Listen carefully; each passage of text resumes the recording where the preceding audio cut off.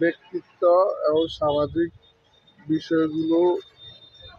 ব্যক্তিত্ব অনেক রকম, অনেকে টাকার উপর নির্ভর করে ব্যক্তিত্বকে ফুটিয়ে তোলেন, আবার কেউ শ্রম এবং সাহসিকতা, সততা সকল কিছু উপরে তার আত্মসম্মান বিবেচনা করে থাকেন। একজনের কাছে ব্যক্তি সম্মান এক এক রকম। এই মানুষগুলো হচ্ছে মাসুদ, নোয়াখালী, সমনি, বিসমিল্লা স্টোরের বিভিন্ন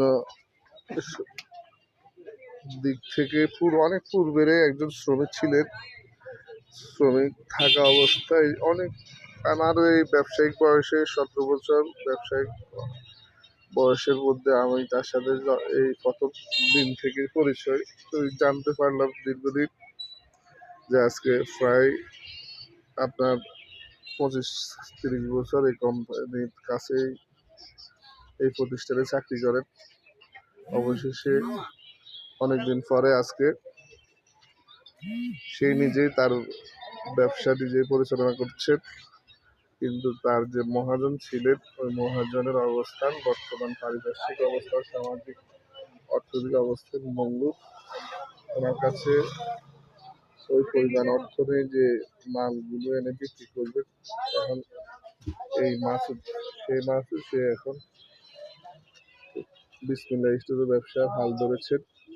নিজেই শ্রমণ থেকে বিভিন্ন পাইকারি দোকান থেকে মাল কিনে এনে আমাদের দোকানে সাপ্লাই করছেন। আমি মন থেকে এবং এক পূজা করে এই লোকটির জন্য দোয়া এবং শুভকামনা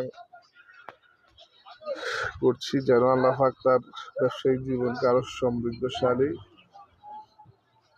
এবং সফলতার দ্বার প্রান্তে এসে আল্লাহ যেন পৌঁছিয়ে দেন। কারণ কষ্টের কোনো শেষ নেই। 8-9 হাজার 10,000 টাকা বেতনে প্রায় 30 বছর চাকরি করার পর অবশেষে আর কোনো উপায় না দেখে লাস্ট কি করবে বুঝতে পারছি না। তখন আমি তাকে একটা বুদ্ধি দিই যে তুই তো পরিস্থিতি সব দোকানের সাথে আছে, তুই নিজেরটা নিজে এনে বিক্রি কর। এখন সে আমার কথা অনুযায়ী ওই কাজটি করছে। এই মালগুলো কিন্তু শ্রমণের বিভিন্ন মাধ্যম থেকে সে এনেছে, এখন আমাদের কাছে এসে বিক্রি করছে। যা থাকে তা দিয়ে তার সংসার পরিবার ভালো মতো ইনশাল্লাহ চলবে আশা করে রাখি। আল্লাহ হাফেজ।